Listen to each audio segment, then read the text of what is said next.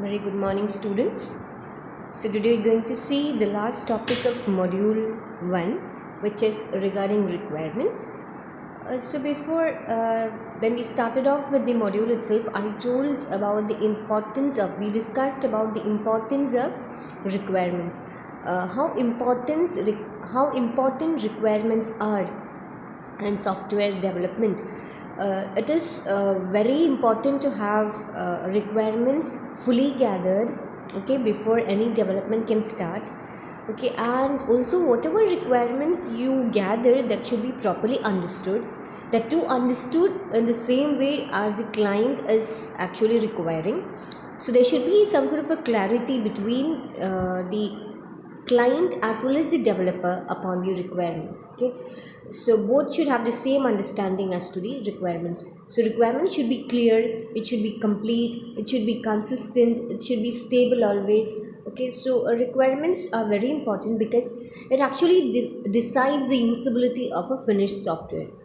If any software that is ultimately getting developed is not addressing any of the user's requirements, then it is of no use. So we need to have requirements to be collected with very carefully. It need to be collected and documented as well, okay. So we need to have requirements gathered, analyzed and properly documented. So that is all regarding requirements engineering. So we have a separate process in software engineering, which is a domain called this requirements domain, a requirements engineering domain.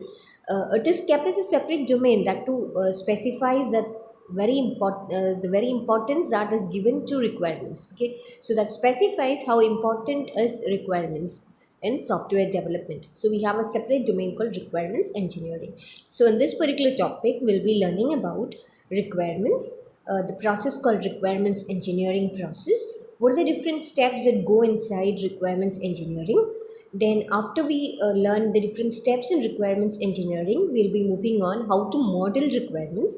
So modeling often is used to understand things well. So just as I told, uh, when we gather requirements, the gathered requirements should be clear. There should be clarity in the requirement between the developer as well as the client. The requirement should be clearly understood by both the developer as well as the client. So in order to have more clarity on the requirements, we undergo another process called requirements modeling. Okay, so we gather out requirements, we model requirements in order to analyze and better understand the requirements, and after which we go in for documenting the requirements. So when we go in for documenting the requirements or specifying the requirements, that activity basically called as requirement specification, that is the act of recording the requirements, the gathered requirements correctly. So when we go in for documenting, we prepare two types of documents. One is a written document basically, that is called as use cases, that is in the text format we have. And then equally important, we will be preparing a documentation which is diagrammatic, that is basically called as the use case diagram. Okay, so we have requirements getting documented in textual format in the form of use cases, and we have the diagrammatic representation of requirements represented by a diagram called use case diagram. Okay, so that will be completing module 1. Okay, so we'll see what is requirements first. What is meant by requirement? A requirement can be thought of as any need or a problem that is faced by a client that need to be solved. If it is a problem, a requirement, if it is any problem that is faced by the client, it need to be solved through the development of a software. Requirement, if it is a need, okay, it is any need of the client, then that need should be satisfied by the software. Okay, so it can be thought of as any problem or need that is demanded by a client that can be satisfied through the development of a software. So software requirements are description of features and functionalities of the target system. So requirements convey the expectations of the users from the software product. So requirements are basically, see, if it is any need of the client, it is what those needs are what the normal user will be expecting after the development of the software. So once the software is developed, what the user will be getting, That is the basic expectation. So what does a normal user expect from the software? That can be called as the requirement of the software. So there can be, see, requirements are of two types basically. We have learned before. We have functional and non-functional requirements. Okay, functional requirements are those needs, computational needs, which are to be satisfied by the basic software. So the functionalities provided by any software can be called as the functional requirement. And while providing a particular functional requirement, if the reliability aspect is met, if the integrity aspect is met, if we have the performance constraints getting met, if we have the usability aspect getting uh, met by the particular requirements gatherers, then it can be called as non-functional requirements. So whenever we have requirements, we need to focus on both type of requirements. One is basically the functional requirement, and second can be non-functional requirements. So requirements can be obvious or hidden, known or unknown, expected or unexpected from the client's point of view.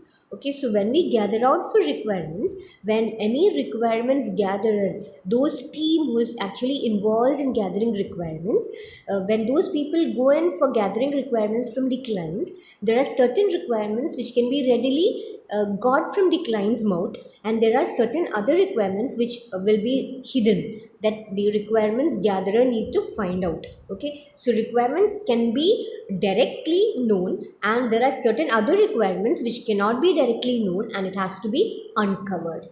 Okay, so we need to have all sort of requirements to be uncovered in view of developing a good software which can be meeting all the needs, which can basically meet all the needs of the client. Okay, so requirements can be readily got. There are certain other requirements which are hidden, and the requirements gathering team, the team who is involved in gathering the requirements, those people has to uncover those hidden requirements. So what is requirements engineering as a task? What is meant by requirements engineering task? Okay, so this is basically a process that is used to gather software requirements from the client, then analyze the gathered requirements, and finally document them, and it is known as requirements engineering. So we have the basic aim of requirements engineering task. One is to gather out requirements. Once you gather requirements, the requirement gatherers have to analyze those requirements.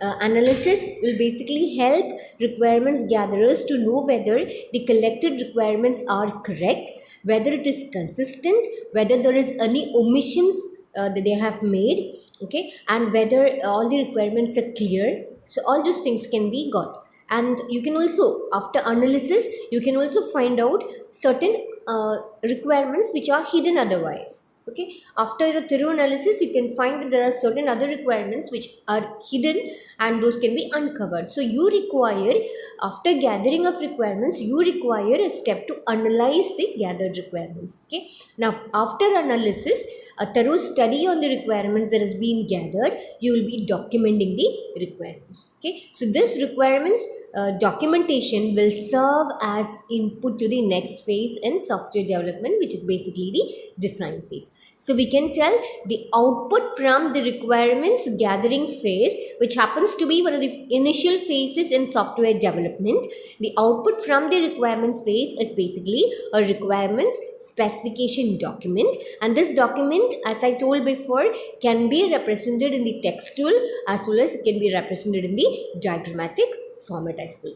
Okay, so the output from requirements phase is the document that contains requirements, which will be acting as input to the next phase, which is nothing but the design phase. Okay, so we have the goal of requirements engineering is to develop and maintain sophisticated descriptive system requirement specification document. That is the basic output that comes from requirements phase. So a new requirements engineering task is basically focusing on gathering, analyzing, and ultimately documenting the requirements in a document which is called as software requirements specification document, the SRS document. Now we have the different steps in requirements engineering process. The first one is inception. So we have basically 7 steps in requirements engineering process. So the first step happens to be inception. The first step is inception. So inception is a task where the requirements engineering asks for, that is, the requirements engineering team will be asking for a set of questions to establish a software process. So in this, it understands the problem and evaluates a proper solution. So it collaborates the relationship between the developer and the customer, and the developer and the customer decide the overall scope and nature of the question. So basically, this inception process is basically used in order to understand the basic need or the basic problem that is faced by the client. So through inception process, we have a collaboration that happens between the client and the developer. So they will come into a conversation. Okay, they'll be using different steps or different techniques in order to find out the different problems which are faced by the client or to understand the needs of the client. So inception is basically a task that is used to have a proper understanding, to understand the nature of the problem that is faced by the client, or in other words, to understand the basic need of the client which need to be addressed by the software. Okay, so basically an initial conversation or a basic collaboration between the developer and client starts at the inception phase.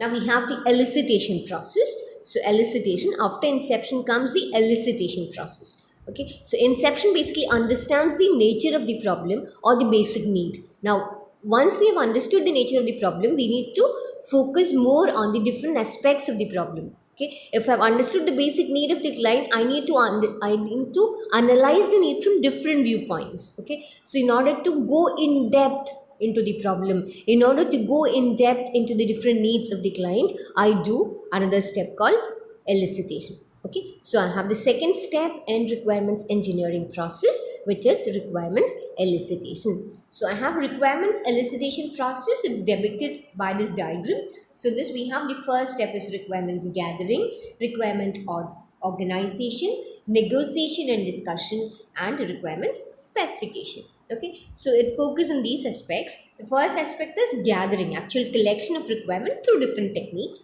Then second is, after I've collected the requirements, I got to organize the requirements in some fashion so that it permits easier analysis. Then I got to do negotiation and discussion. That is, if any requirement that is told by the customer is not feasible for implementation, it is not worth implementable. Okay, there can be certain requirements which are told by the clients which cannot be implemented. So we got to negotiate upon that particular requirement. So all those requirements which can be implemented and which cannot be implemented, that can be correctly identified through an analysis process. And once the requirements gathering team has identified a certain set of requirements as cannot be implemented, then they got to negotiate the same with the customer. So they will have a discussion in which they will tell that so and so requirement can be implemented and so requirements cannot be implemented. They are not feasible to be implemented. Okay, so that can be called as negotiation step. Then we have the specification. That is the ultimate objective. That is specifying the requirements, documenting the requirements. So these are the basic steps in elicitation. Okay, so once we understand the basic nature of the problem, once we understand the basic need through inception, we'll be diving in depth, we'll be moving in depth to the problem, we'll be studying the problem in detail, we'll be analyzing each and every need of the customer in detail through elicitation. So we have in the elicitation, these are the different steps we have already seen: requirements gathering, organizing the requirements, negotiation, discussion, and documentation. Okay, this I've already told. Now there are different techniques for elicitation. Basically, there are different techniques for elicitation in order to collect the requirements, in order to gather out the requirements. So the basic objective, the first step goes in elicitation is basically gathering of requirements. So in order to gather out requirements, we can use methods like surveys, we can use interviews, we can use questionnaires. Okay, interview in sense a direct interview with the client. You can provide survey, you can do a survey on if it is a problem that is faced by the client, you can do a basic survey to understand the nature of the problem. You can provide questionnaires which will be answered by the client, and by looking into the client's answers, you can find out the basic need or you can find out the nature of the problem. Then we have task analysis. Okay, this is on-site visit. You go to the client's place, you observe the activities over there, and you try to find out what the problem is. Okay, so if the client says that there is some problem that is being faced and the client requires a solution to that, the development team can basically visit the client place and can analyze the task that they are doing out there, and we can understand the problem that they are going to they are actually facing, and we can actually provide an effective solution after you analyze yourself. Okay, so that is task analysis. Now we have domain analysis, nothing but see, we have certain people who are domain experts. They are experts in some particular area. Okay, so if we have a problem that is faced by the client and we have a domain expert in that particular area, then you can use a domain expert for developing the software. So basically, there are people who are experts in different domains. So basically, to which domain the problem is connected with, you can find out a domain expert and you can actually use a domain expert in collecting the requirements. While collecting the requirements, and even also in the development process, you can involve the domain expert. Then brainstorming, nothing but both the developer and the customer sit together and they basically discuss the various aspects of the problem or different needs. They brainstorm and then they find out ideas. Okay, so in order to identify the different needs of the client, or in order to understand the basic nature of the problem that is faced by the client, both the people can sit together and they can brainstorm and find out ideas to solve it.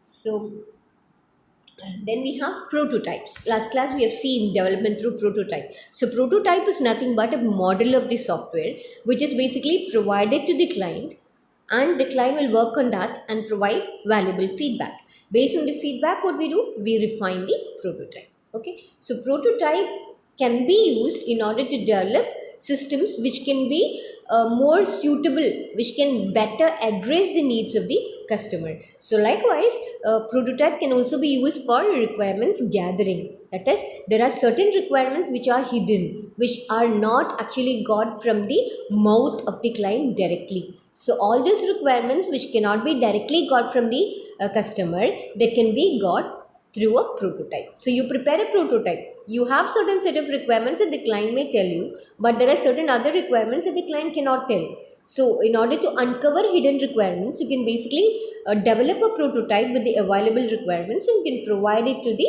client. Once the client will work on the prototype, he will provide you with feedback from wherein you can find out requirements which are hidden otherwise. Okay, so prototype helps to uncover hidden requirements. So prototype is another method of collecting requirements which are hidden otherwise. Okay, so these are certain methods for collecting requirements. We can have interviews, you can do surveys, you can provide with questionnaires, you can do a better brainstorming, you can do site visits and do task analysis, you can involve domain experts for better requirements gathering to be done, and you can create prototypes in order to uncover hidden requirements. Okay. Now observation is another. Observation is again site visit.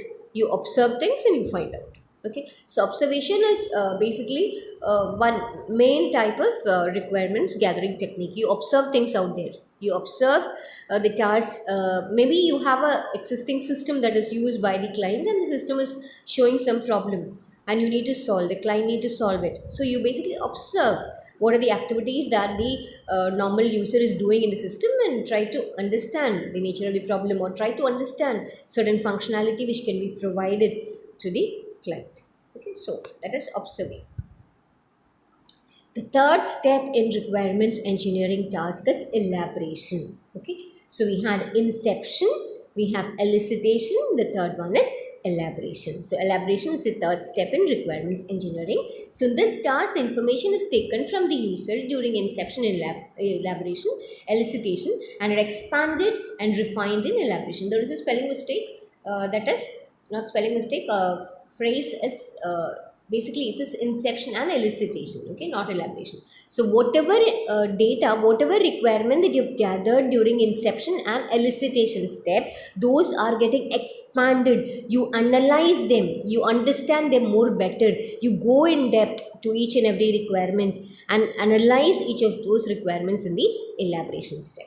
So main task is developing pure model of the software using functions, features, and constraints. So you'll be understanding the requirements more after an elaboration task. As the word indicates, it will be elaborating those requirements. It will be studying in detail the requirements. It will be analyzing the requirements that has been collected during the previous two steps, that is inception and elicitation. So whatever requirements you gather through inception and elicitation, those are elaborately learned and analyzed in elaboration step.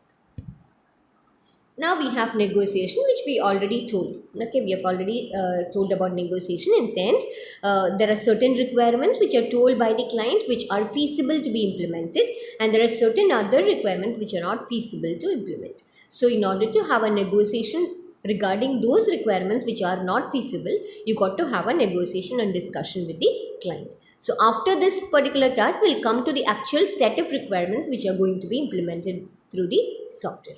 So in order to get a final list of those requirements which are implementable, feasible to be implemented, you have it only after a step of negotiation and discussion.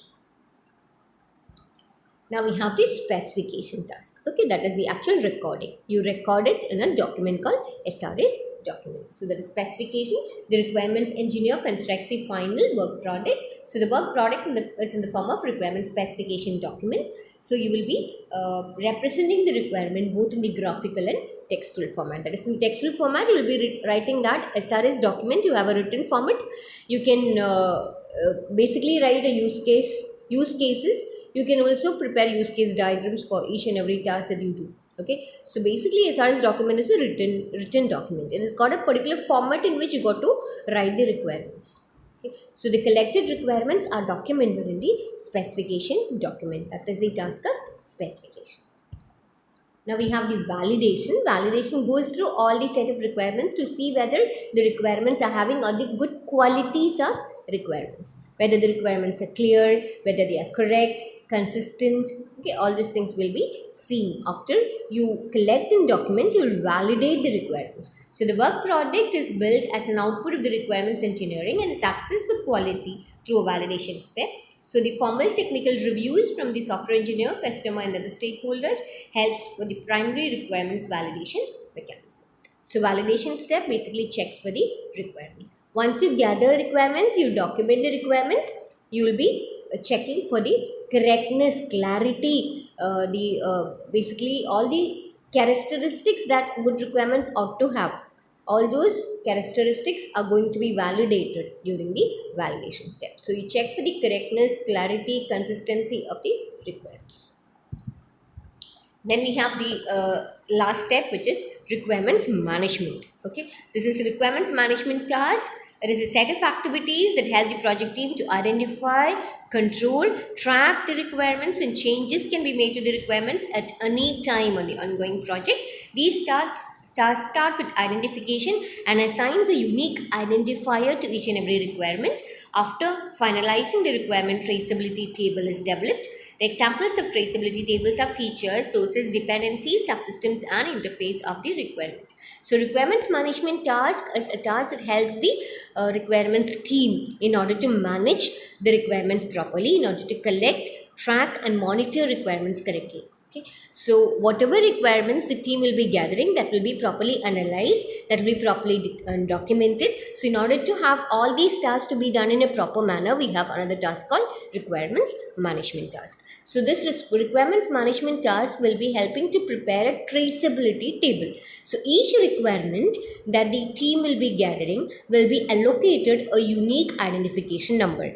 So for each requirement, you have a unique ID. Okay, and you will be preparing a traceability table for each requirement. That is, traceability table will help us to trace the origin of each and every requirement. From where the team has got this requirement, who have given this requirement, or from which source we have collected this requirement. That is basically traceability. Okay, so at any point of time, if there is a change that need to be made to a particular requirement that has been collected, you need to make a change on that. You need to identify the source from wherein you have gathered the requirement. So in order to find out the origin of any particular requirement, you require a table called traceability table, or in other words, you prepare a table called traceability table. So a traceability table is prepared for each requirement that will help us to find out the origin of each and every requirement, the source of each and every requirement. Okay. Now, feasibility study, I've already told about feasibility study. Feasibility study is very important aspect and requirements. That is, whenever any set of requirements are told by the client, we need to identify whether each of those requirements are feasible to be implemented, whether they are implementation feasible, whether they are implementation feasible, that need to be found out. So that is done through a study called feasibility study. So it will be analyzing the cost aspect, it will be analyzing the contribution that the software can do to the organization, the implementation aspect of that. Okay, if all these are correctly met, then only the requirements will be implemented. The technical aspects of the requirement will also be taken into consideration, like usability, maintainability, productivity, integration ability, etc. So each and every requirement will be analyzed in order to check whether it is implementation feasible, whether it is feasible to be implemented. Now, what are the features to be addressed while you prepare a software requirement specification document? Okay. So we have the requirements should be expressed in natural language. Normally, when you write an SRS document, you will be writing it in normal English, okay, natural language. Then technical requirements are expressed in structured. So you have a structured form in which the technical things are basically represented. So there is a specific way to represent technical terms. Then language, which is used inside the organization. So you'll be having the technicality will be expressed in certain format, and then design will be written in forms of pseudocode. Then you have the screens that you develop that will be drawn and shown. So the prints of the screen will be shown. Then the conditional mathematical notations for DFTs, etc. So you'll be representing the DFT. If there is any DFT that is shown, you got to correctly represent the conditional and mathematical notations that are basically used inside DFTs. So when you prepare an SRS document, there is a particular format in which you got to write the requirement specification document. There is a particular predefined format for SRS. Okay. So everything that you write inside should follow the particular format. Now we have requirements modeling. So that completes requirements engineering. So we have seen requirements engineering as a task that is used to gather requirements, analyze requirements, and properly document the requirements. Okay, and there are 7 steps in requirements engineering which we have seen. Okay, now we move on from requirements engineering to requirements modeling. What is meant by requirements modeling? See, model is anything that helps any user to understand things better.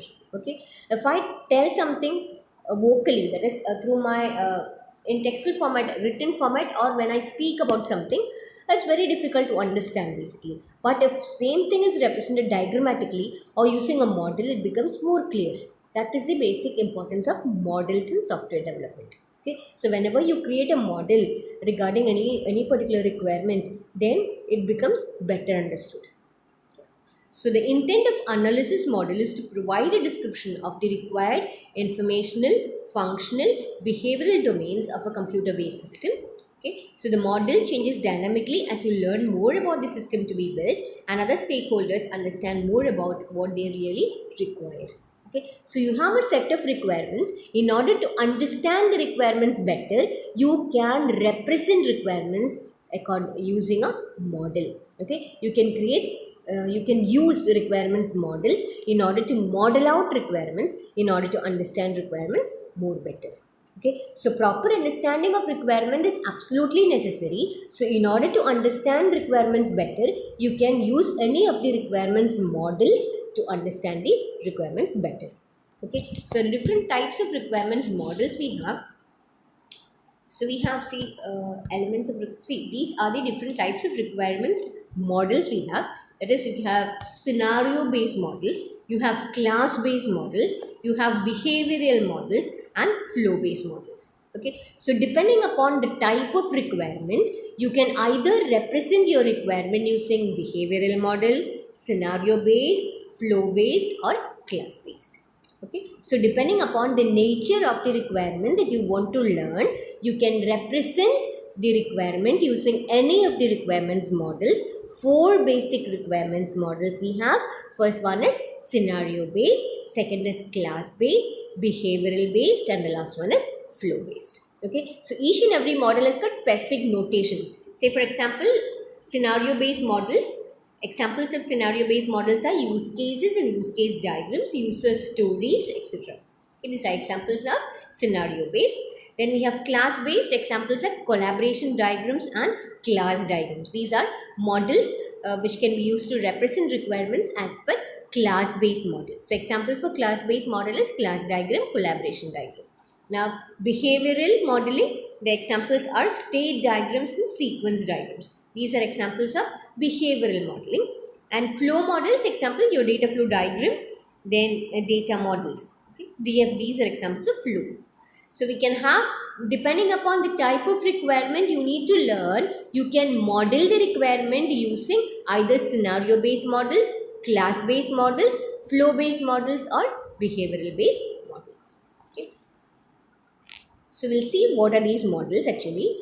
We'll be learning these in greater detail as and when we move on to use cases and use case diagrams. Okay. So scenario, what is scenario? We'll be learning as and when we learn about use cases. Okay. This is just an introduction onto the four types of requirements models. So we have scenario based models. So this system is described from user's point of view using a scenario based approach. For example, basic use cases and their corresponding use case diagrams evolve into more elaborate template based use cases. Scenario based elements of the requirements model are often first part of the model that is done. Scenarios are nothing but interactions. Okay, the basic meaning of scenario is interactions. Scenarios are a set of interactions. Okay, so say for example, I'm using an ATM system. Okay, the set of interactions that the user has with the ATM is, user will be going to the ATM, user will be providing the card. Okay, so swiping the card, the first interaction, swiping the card. So after which the card is going to be read and the ATM will be asking for the type of transaction that you need to do. You will be selecting the type of transaction. Now once you select the type of transaction, say for example, if you want to have cash withdrawn, you will be giving cash withdrawal. So that is one interaction. The second interaction, the type of interaction is the amount will be asked. That is from wherein you want to debit the account from. So that is current account, savings account, that particular option will be coming. So you'll be selecting the appropriate option. You will be prompted for the amount that you need to withdraw. So that you will be typing, after which you will be asked for the PIN number. So you'll be giving the PIN number, that will be verified, and you will be getting the cash and the receipt in your hand, and finally you will be getting the card back. Okay, so these are the set of interactions that you will be having with the ATM machine. You giving a particular input, ATM machine will be giving you a particular response. So the set of interactions are called as, those set of interactions can be called as scenarios. So scenario is nothing but a collection of interactions that the user will be having with the system. Okay, so that is scenario based. So whenever we represent any requirement using scenario based, you will be having a collection of interactions which are getting represented. Okay, so this is scenario based. See example, this is one scenario based diagram. We have a use case diagram, this one. So we have see airline company application. So the user can do these many interactions. He can search for flights, he can buy a ticket, and he get a boarding pass. Okay, so these are the type of interactions that the user can do with an airline reservation system. So since this particular diagram is called as use case diagram. Now we have the second type of modeling, class-based modeling. So each user scenario implies a set of objects that are manipulated as actor interacts with the system. These objects are categorized into classes, a collection of things that have similar attributes and common behaviors. So we have a set of classes. Inside class, we will be having, just as you write classes in object-oriented programming, you have a set of objects and methods we have. Okay, so whenever any requirement can be represented as a set of objects and the interaction between objects, we can better choose class-based modeling. So this is an example of class-based modeling here, an online shopping in which we have the admin. We have a class called admin. We have a products class which will be giving you the description regarding each and every product, its specification, its category, its price, etc. Then we have the cart in which the basic user will be storing the purchased items. Then we have the the customer's name, address, shipping address, all those things will be stored in the object class called customer. Then we have a payment in order to permit the customer pay for the list of products that he wants to purchase and he has placed in the cart. We have a payment class. So payment class will be handling the payment related things. Customer class will be storing the details regarding the customer. The admin will be allowing the user to view the product, search for product by category, search products by price, all those things. So then products class will be storing the details of products. Then we have the count wherein it will be checking for the stock. Once the particular product is selected by the customer, to check for the stock whether it's available. In order to check for that, we have another particular object there. And then we have the cart. Okay, so this is a class diagram depicting online shopping system. Now we have behavioral. Okay, next type of modeling is behavioral. That is behavior of a computer system that can be have a profound effect on the design is chosen, the implementation approach is applied.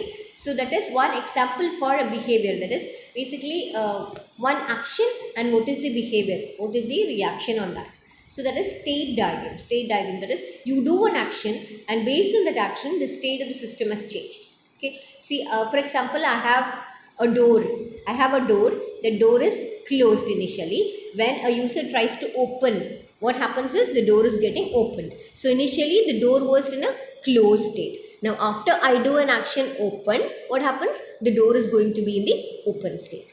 So I can have a set of states the system will be in and the set of actions that will help the system to move from one state to another. So I have initially a door that is getting closed and kept and I do an action called open which will be changing the state of the door from closed to open. Okay, so that is state diagram I have. So this is a state diagram for this one ATM system. So I have a reading card is read first. So the first state is reading the card and after the card has been read successfully, the pin is getting read, then I'll be selecting the transaction which I need to do on the ATM machine. Then the processing of the transaction happens and then finally I'll be getting, if I want to withdraw, I'll be getting the money and finally the card is ejected. So these are the different states in which the system, ATM system will be in. Initially it will be in the reading state, again it will be reading the card, after which reading the pin, it will be checking for the, it will be displaying the set of transactions. Upon the transaction that is chosen by the client, by the customer, what happens is the ATM system will be doing that particular transaction for the customer and finally the card is ejected. So the system will be going through different phases and these phases are basically, system will be in a particular phase when the customer is doing one action. Okay, when the customer is swiping the card, then the system will be in the card reading state. When the card is correctly read and it will be prompting for the pin. So once the pin is basically entered by the customer, then the system will be moving from the reading state to the transaction display state wherein a set of transactions will be displayed. So the ATM system is moving from one state to another and this state switching basically happens upon any particular action that is taken by the user. So the set of actions and states are going to be depicted in this particular diagram called state diagram. So a state diagram represents the different states a software can be in and the type of actions that will help the system, that will make a system to move from one state to another. So that is all regarding. Then flow based we have. In flow based, I have in flow based, this is the last one, flow based, in which I will be specifying the data flow through the system. I can depict the data flow through the system. Okay, I can have the different processes and the data flow that goes from one process to another. Okay, so that can be depicted. So whenever I have a requirement in which I need to correctly specify from which person to which person or from which process to which process the requirement flows. Okay, I got to correctly depict the flow of requirement. Then I can depict it using data flow based modeling by using an example. Example for data flow based modeling is an example diagram. Typical example is your DFD. Okay, so I can have DFDs to represent certain type of requirements. So depending upon the nature of my requirement, I can model requirement either using scenario based, class based, behavioral or data based. Okay. So if I can have a set of interactions that need to be modeled as a part of any requirement, I better choose scenario based. If I want to have a set of classes and the interaction between those classes, wherein a class will be representing a set of objects which are of concern to the requirement, then I can choose a class based. Now if I'm going to have a requirement that basically has state changes and actions to be properly depicted, then I can use a behavioral based modeling. And if I want to have data flows and their the different processes to be properly represented as a part of a requirement to be learned, then I can model the requirement using data flow based. Okay. So that is all regarding today's topic I have.